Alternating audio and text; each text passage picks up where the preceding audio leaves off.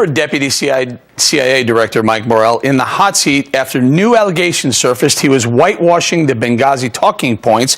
So will Morell be brought back to Capitol Hill to explain? Joining us now, Republican Congressman Devin Nunes. He serves on the House Permanent Select Committee on Intelligence. Thank you, Congressman, for joining us. So tell us exactly, give us, in your opinion, did Mike Morell, did he lie when he testified the first time? Well, we don't know if he lied or not. I actually went back through the testimony last night down in the Intelligence Committee because it was all done in a classified setting. The senators do believe that he lied.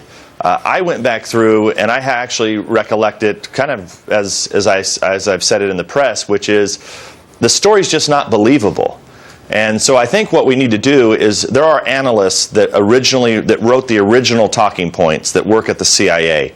I think they did their job. Somehow, from what the analysts did, it got changed. Now, Morell took some responsibility for it, but not complete responsibility for it. Some of Hillary Clinton's people were involved in the changing of the talking points. Right.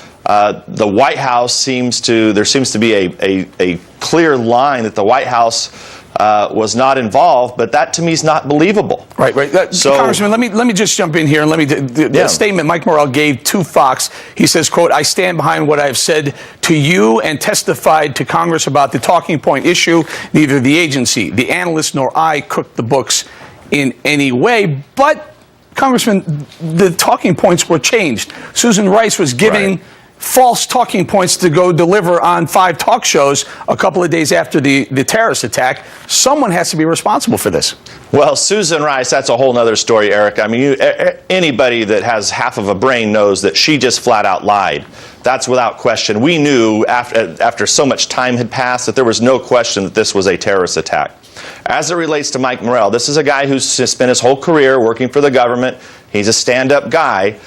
If I were him, I think I would volunteer myself to come back to the committees, especially to the Senate, where they believe that they have said on the record that he lied. I would like him to come back to the House Intelligence Committee and at least meet with us and walk us through his testimony and walk us through exactly which analysts were involved in this, because the CIA actually got it right.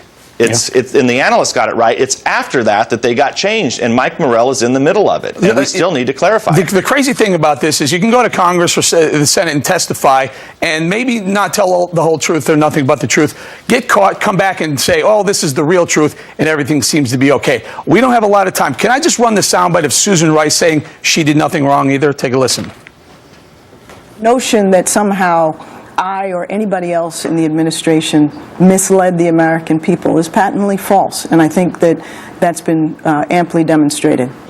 So, Congressman, talking points were changed. They were delivered to the American people. Someone's not telling the whole truth. Reaction to Susan Rice. Well, I can tell you this. I've met with the Benghazi survivors numerous times, the guys that saved everybody from getting killed.